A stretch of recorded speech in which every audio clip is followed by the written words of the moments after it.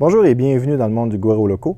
Alors aujourd'hui, deuxième vidéo sur la CR10S Pro, cette imprimante que j'ai achetée il y a quelques semaines et puis que j'ai eu l'occasion d'essayer, d'ajuster et de rajouter une petite chose dessus, deux petites choses dessus. Donc, je vais vous parler premièrement de mon impression de cette imprimante-là. Jeu de mots, impression. C'est une super imprimante. Elle va vraiment bien. Elle est bien conçue.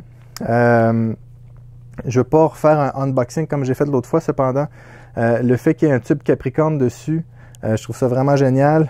Les gaines en nylon déjà en place, le support pour les fils du bed à l'arrière. Quelque chose que je trouve vraiment cool et que je n'avais pas vu dans la vidéo, c'est que je vais prendre un petit tournevis pour enlever le verre. Alors, c'est des petites pièces de métal que je fais, ils sont durs à glisser puis j'ai pas envie de me couper, que je glisse comme ça tout simplement. Ensuite de ça, je peux enlever mon bed et puis le remplacer. Puis pour le remettre, c'est simple. Je glisse ça ici à l'arrière. On va l'aligner comme il faut. Et voilà. Ensuite, je le pousse au fond. Comme c'est ici. Et il me reste juste à remettre les petits clips à l'avant. Alors, je trouve que c'est une excellente idée. Première fois que je vois ça sur une imprimante. Ensuite de ça, l'extrudeur va super bien. Ça va bien avec du PETG, ça va bien avec du TPU, ça va bien avec du TPE. En plus, il est comme les Bondtech, il est des deux côtés. Il y a juste ici, j'ai rajouté un guide pour les filaments parce que le filament rentre un peu droite là-dedans. Je l'ai trouvé sur Thingiverse. Je vais mettre le lien dans les commentaires. C'est lui que j'utilise. C'est pas l'idéal, mais pour l'instant, c'est celui que j'ai. Donc, peut-être vous pourrez vous en désigner un. Aussi, j'ai désigné une nouvelle buse pour le vent. Je l'ai ici et ici. Alors, je suis en train de la tester. Dès qu'elle va être finie, là, je vais la mettre sur Thingiverse. Je vais vous la partager. Probablement dans le temps que j'ai dit de la vidéo, je vais l'avoir sortie. Donc, la pièce risque d'être disponible sur Thingiverse d'ici là. J'ai eu aucun problème au niveau de le désaxement des axes en arrière, même s'ils ne sont pas synchronisés. J'ai fait faire un niveau à chaque impression. Deux petits défauts. Trois petits défauts. Premièrement, il y a ici l'entrée pour les filaments que j'aurais mis une place pour mettre un connecteur, pour mettre un tube de PTFE. Deuxième des choses, le câble. Le câble, je le trouve tannant. Il est tout le temps dans les jambes. Il prend beaucoup de place. Alors, il aurait pu mettre de quoi pour le tenir comme ça ici, ou je le sais pas. Mais bref, je vais essayer de trouver un moyen pour mettre le câble d'une façon moins tannante. Il ne dérange pas vraiment où ce qu'il est, mais si j'aurais une autre imprimante à côté, il serait tout le temps dans les jambes. Donc, le câble, même si je trouve ça bien cool, parce que pour tout débrancher la tête, j'ai juste un câble qui ressemble à un vieux câble de disque dur IDE. Le câble est tannant. Alors, c'est ça. Les autres câbles, je peux mettre une chaîne après, je peux mettre de quoi, mais pas lui. Alors, il va falloir que je trouve une solution pour ça. Et deuxième des choses, l'axe des Z fait du bruit. Alors, malgré qu'il y a des TMC dedans, lorsqu'il se déplace, il vient chercher une fréquence que j'entends partout dans la maison la nuit. Puis ça fait vu. Donc, j'ai mis un damper dessus ou un silent block ou un absorbeur de choc ou un absorbeur de vibration, appelez ça comme vous voulez. Je l'ai ouvert pour ça. Fait que, puis en passant, pour tous ceux qui ont une imprimante CR10S Pro, assurez-vous de mettre à jour le firmware avant même votre première impression. Parce que pour une raison X, lorsque j'essayais d'imprimer avec, à un moment donné, j'ai voulu imprimer un G-code. Je l'ai imprimé quelques-uns, puis à un moment donné, en plein milieu de l'impression, la tête montait, arrivait au maximum, puis les moteurs sautaient. Alors, je dis, voyons, c'est peut-être mon G-code. Je l'ai refait, tout ça, mais j'ai mis à jour le firmware, et puis ça l'a passé. Donc, première des choses, mettez le firmware à jour. J'ai entendu aussi certains que le bed donnait des coups lors du déplacement. Puis je me suis aperçu que si je serrais trop les vis du bed, ça donnait des coups aussi. Mais là, je n'ai aucun problème avec ça. Donc, il faut juste s'assurer de bien serrer les roues, mais pas trop. Juste correctement. Puis, le bed se déplace super bien. C'est tout. Maintenant, je suis un gars curieux, puis peut-être que vous l'êtes aussi. Donc, prochaine étape, ce qu'on va faire, on va l'ouvrir, on va regarder ce qu'il y a dedans. On va regarder ce qu'il y a en arrière de la tête ici. On va regarder aussi comment l'ouvrir, puis regarder les pièces qu'il y a dedans, parce que je sais que ça vous intéresse, parce que ça m'intéresse moi aussi. Donc, ce que je vais faire, je vais placer la caméra, on va regarder ici, on va tout démonter, puis on va regarder ce qu'il y a là à l'intérieur. Alors, pour ouvrir la tête, j'ai deux vis en haut, que je vais dévisser ici. Alors, il y en a une là, une ici. On va commencer avec ces deux vis-là. Alors, tout est bien attaché dedans. Alors ici, c'est pas la buse de Creality standard. C'est une buse, pas une buse, mais c'est le bloc de chauffe, il est rond. Normalement, celui de Creality est un petit peu plate. Et puis, il y a une chaussette en silicone qui est ouverte juste d'un côté. Alors, c'est un petit peu différent. Donc, pour pouvoir laisser passer les fils sur le côté. Donc, la chaussette n'est pas une chaussette standard, mais on pourrait se faire des moules facilement pour ça. Oups, excusez. Et puis, le détecteur ici, il y a des vis sur le côté ici pour pouvoir ajuster la hauteur. Donc, j'ajuste la hauteur en le tournant et puis je serre mes vis, tout simplement. Sinon, j'ai ma petite vis d'ajustement au micromètre en haut pour être plus précis. Puis, j'ai mes cartouches, tout ça ici. Au niveau des ventilateurs, ici, j'ai un 40 mm et puis un radial. Là, je vais mettre le... je ne sais pas si on le voit, je ne veux pas briser mes fils en trop le tournant. Juste ici. Puis, je vais mettre les modèles de ventilateurs. C'est tout en 24 volts. Donc, je vais mettre les modèles de ventilateurs dans la description. Comme ça, si vous en avez besoin, vous pourrez les avoir. Et je vais aussi essayer de trouver les numéros de pièces pour la buse. Donc, pour refermer ça, c'est pas très compliqué. Je mets ça à l'avant et je resserre le tout avec les vis. Donc, maintenant, pour l'ouvrir, on n'a pas le choix de passer par en dessous l'imprimante. Puis, je vous le dis, cette imprimante-là n'est pas faite pour être dévissée plusieurs fois par semaine. Elle a une quantité de vis phénoménale. Donc, moi, ce que je vous recommande, commencez par enlever toutes les vis en dessous. Puis, pour votre information, c'est toutes des vis étoiles. Donc, j'ai été un petit peu surpris. Normalement, c'est toutes des vis hexagonales. Mais ce coup-ci, ils ont mis des vis tête étoile. Alors, une fois les vis d'en dessous d'enlever, il faut que j'enlève 2 vis ici. Et puis, j'ai 2 ou 3 vis ici à l'avant. J'ai 2 vis ici sur le côté. Alors, mes 16 vis sont enlevées. Maintenant, pour l'enlever, j'ai juste besoin de tirer sur le couvercle, comme ça ici. Et on a accès à l'intérieur de la machine. On va regarder en détail les composantes. On va commencer avec l'alimentation. Alors, l'alimentation ça semble être un 500 watts. C'est-à-dire 24 volts, 21 ampères. On va faire le calcul. Alors, c'est bien ça. 504 watts, 24 volts. Alors, on voit ici que tout est bien mis avec des cosses. Et puis, c'est des protecteurs qui se glissent dessus ou qui se clipent dessus. Donc, tout simplement comme ça ici. Je vais en profiter pour m'assurer que tout est bien serré. Alors oui, alors ici j'ai mon alimentation électrique qui rentre. Pour faire de la place, je vais couper les attaches.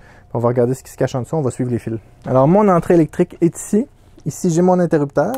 Donc de mon entrée électrique, ça passe par l'interrupteur qui s'en vient directement à mon alimentation. Puis j'ai ma mise à terre ici qui vient aussi de ma prise de courant. Puis ma mise à terre va évidemment ici à mon relais pour le bed. Donc, alors d'ici, mon 12 volts s'en va ici pour le chauffage de mon bed. C'est-à-dire que le 12 volts est envoyé ici. Lorsqu'il y a du courant qui est envoyé ici, le courant, où est-ce qu'il rentre? Il rentre ici, puis ensuite il doit sortir par l'autre fil pour aller jusqu'à mon bed. Donc, il doit venir dans la gaine ici, j'imagine. Oui, c'est ça. Alors, le 12 volts, le 24 volts part de mon alimentation ici. S'en vient dans mon relais qui est ici.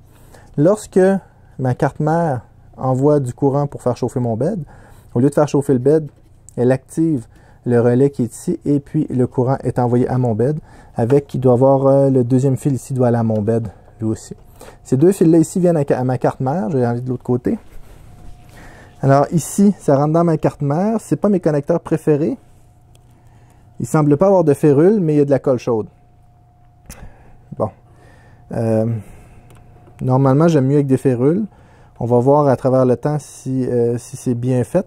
Tous les connecteurs sont collés comme Creality sait si bien le faire, sauf qu'ici, ils ont collé les fils et non le connecteur. Donc, je vais m'approcher dans un instant pour vous montrer. Donc, au niveau de l'alimentation, c'est assez de base. C'est correct. Maintenant, on va regarder au niveau de la carte mère un petit peu plus en détail. Donc, est-ce qu'il y a des choses spéciales au niveau de ma carte mère? Ici, j'ai un ventilateur qui souffle directement sur mes drivers, ce qui est plutôt bien. Un petit ventilateur radial ici. Et il prend son air juste à l'intérieur du boîtier. Ici, j'aurai un connecteur pour brancher un écran standard après. Ensuite de ça, j'ai de la place pour 1, 2, 3 drivers seulement. Puis j'ai des connecteurs supplémentaires. Donc, d'après moi, c'est ici je pourrais mettre un MKS TFT et ici je pourrais mettre probablement un BL Touch ou quelque chose comme ça. J'ai de la place ici pour mes limit switch, mais qui rentrent toutes par là, et j'en ai d'autres ici. C'est probablement mes... Qu'est-ce que c'est ici? Alors, j'ai différents connecteurs ici. Comment est-ce qu'il s'appelle lui ici? Y. Alors, ça c'est mon détecteur de proximité. Mais je pourrais probablement et très facilement me mettre un BL Touch là-dessus. Donc, ça serait facile. Ici, j'ai tous mes câbles qui rentrent. Est-ce que je peux l'enlever facilement? Oui, alors c'est un connecteur standard qui était collé avec la colle chaude, mais là, il ne l'est plus. Et j'ai un détrompeur après. J'ai mes ventilateurs ici. Donc, ici, j'ai mes 3 drivers. Ah, j'ai un driver qui sort par ici. J'ai même 2 drivers qui sortent par là. Donc, j'ai mon... Ça, c'est collé après. OK, alors, mes connecteurs ici. Ici, j'ai mon Y. C'est-à-dire mon axe qui avance en avant en arrière. Ici, j'ai mes 2 Z. D'accord? Alors, c'est 2 drivers séparés. Donc, je pourrais faire un auto-nivellement. C'est pas un Y. Donc, c'est plutôt bien. Maintenant, ici, je dois avoir ce qui s'est identifié. Oui. Ici, j'ai mon X. Puis ici, j'ai mon extrudeur. Puis, qu'est-ce qui est agréable, c'est que je peux ajuster mes voltages. Ici, je vais essayer de zoomer un petit peu plus pour vous le montrer. Alors, voyez-vous ici, j'ai un potentiomètre, j'en ai un autre là, puis j'en ai un autre ici et un autre là. Donc, j'ai 2 drivers ici, puis j'ai 2 drivers ici. Ce qui veut dire que ici, excusez-moi, tantôt j'ai dit qu'il y avait 2 drivers, mais c'est un driver avec 2 sorties pour le Z, parce que j'ai juste un... Ça, c'est mon Y, c'est ici. Ça, c'est mon Z, puis celui-là ici, c'est mon Y. Donc, si je récapitule... X, extrudeur, Y et Z. Donc, j'ai mon entrée d'écran LCD.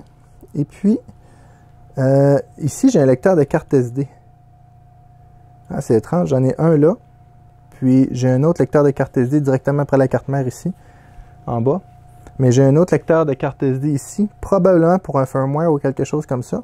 Mais il va falloir que j'investigue ça. Je ne connais pas ces écrans-là. Puis ici, j'ai un autre connecteur en ruban qui permet d'avoir du 5 volts, receive. Savez-vous, ça ressemble étrangement à un MKS TFT. J'ai l'impression que c'est le même genre d'écran parce qu'il y a le même genre de connecteur. Ça resterait à investiguer un petit peu. Je vais essayer de trouver les numéros de pièces pour investiguer un petit peu qu'est-ce qu'on peut faire avec ces connecteurs-là. Mais même le connecteur ressemble au connecteur MKS TFT. Donc, je vais investiguer ça un petit peu plus de près. À part de ça, ici, on a le ventilateur de l'alimentation qui est quand même assez costaud, puis qui ne part pas tout le temps, il part juste quand on a besoin. Ici, j'ai un ventilateur de sortie. Et puis ici, j'ai mon moteur DY. Pour mettre le silent block, en passant, j'ai un renfort ici, là, qui permet de tenir mon moteur bien droite. Alors, pour mettre mon silent block ici, alors ce que j'ai fait, ici à l'arrière, j'ai 2 vis qui étaient une plaque de métal. Puis j'ai enlevé cette plaque de métal-là, j'ai enlevé les vis du dessus. Puis mon moteur est sorti par en dessous. J'ai installé mon silent block, je l'ai revissé tout simplement. Le plus long, c'est vraiment d'enlever la grande quantité de vis. Et puis ici, je ne sais pas si vous voyez, mais j'ai un renfort de ma structure. La seule chose que je suis pas sûr dans le temps, c'est que mon Y est attaché après le châssis, qui est quand même assez rigide, là. Mais c'est pas aussi rigide qu'une structure d'aluminium. Malgré que c'est du renfort, tout ça, j'aurais peut-être mis une pièce de... une extrusion d'aluminium pour tenir tout ça. Pour tenir ici mon moteur, qui présentement est fixé. Donc, si je tords, par exemple, mon boîtier ici, ben, le châssis va le supporter. Cependant, ça se pourrait que mon Y soit désaligné un petit peu, qu'il soit désaxé. Donc, c'est à ça à faire attention.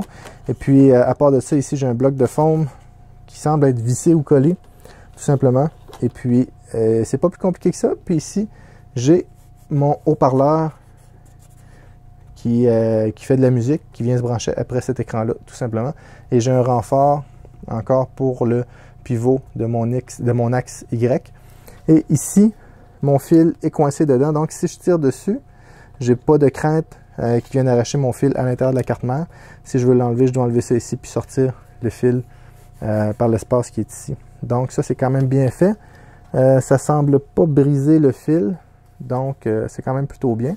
L'imprimante est bien pensée. Il reste de la place pour de l'expansion. Si je voudrais mettre, par exemple, un module Wi-Fi ici ou quelque chose d'autre, j'aurais de la place.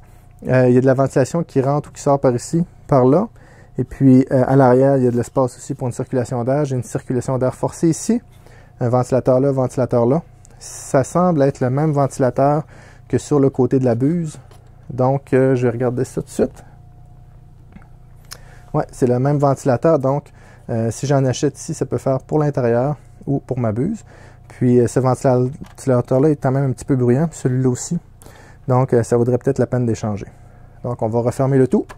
Donc, pour conclure avec la CR10S Pro, super belle qualité d'impression, facile d'imprimer. J'ai mis à part avec le bug de firmware que j'ai eu, tout a bien été. En passant, il y a deux choses que j'ai pas dit. Sur les vis, sur les 16 vis, il y a 4 vis qui sont un petit peu plus longues. C'est les vis qui vont sur le côté, première des choses. Et puis, faites pas juste mettre 2 vis parce que, étant donné que le moteur du Y et le pivot sont après le boîtier de tôle, assurez-vous de mettre toutes les vis là parce que ça va juste renforcer un petit peu la structure. Donc, je recommande de bien serrer les 16 vis et de ne pas juste mettre les vis sur les côtés. De toute façon, ça ferait de la vibration. Petit détail, mais si quelqu'un dirait « Ah, moi je l'ouvre souvent puis je vais juste mettre 2 vis en dessous », ça va enlever un petit peu de la rigidité. Je ne sais pas jusqu'à quel point ça pourrait enlever de la rigidité, mais bref, moi je vais laisser toutes les vis après. Donc, c'est ça. Bonne imprimante. En coup qu'on a rajouté ça ici, puis on a mis le silent block. Ah, puis ça, excusez-moi, je ne l'ai pas dit, mais j'ai mis un silent block ici aussi. On enlève les 4 vis, on met ça ici. C'est la même chose que sur la Tornado ou sur la Ender. La seule chose, c'est qu'il y a un connecteur en dessous ici qui est à côté sur le moteur, mais c'est tout. Ça rentre serré, mais ça rentre bien. Puis, il n'y aura pas de trouble avec ça. Donc, je ne pense pas de faire de grosses modifications sur cette imprimante-là. Elle va très bien. Peut-être le bed que je vais finir par enlever le Build-Tac. En passant, le Build-Tac, il va super bien. Je ne suis pas un amateur de Build-Tac. Je suis plus un amateur de, mettons, Mamorubot, PEI, ce genre de produits-là. Mais ce Build-Tac-là colle super bien. Le PG colle super bien dessus. Le PLA colle super bien. Donc, le TPU, correct. Mais le TPU colle correct sur à peu près tout. Donc, ça colle pas super bien le TPU. J'ai eu plusieurs problèmes, mais avec celui-là ici, ça fonctionne quand même bien. Au niveau de la qualité d'impression, dépendamment de la vitesse que j'imprime, si j'imprime à 150 mm par seconde, j'aurai pas une belle qualité d'impression. Mais lorsque j'imprime entre 40 et 60, super belle qualité. Beaucoup de précision au niveau de l'axe des Z. On la sent qu'elle est très, très rigide, très robuste. Donc, j'aime bien ça. Ça reste vraiment un coup de cœur pour 2019, cette imprimante-là. Puis, donc, si vous voulez l'acheter, c'est une imprimante qui n'est pas donnée. Elle vaut entre 800 et 1000 $ canadiens. Donc, elle est quand même dispendieuse. Cependant, c'est une bonne imprimante. J'espère que vous avez aimé la vidéo. Si vous avez aimé ça, s'il vous plaît, mettez un like, abonnez-vous à la chaîne, partagez la vidéo et à bientôt.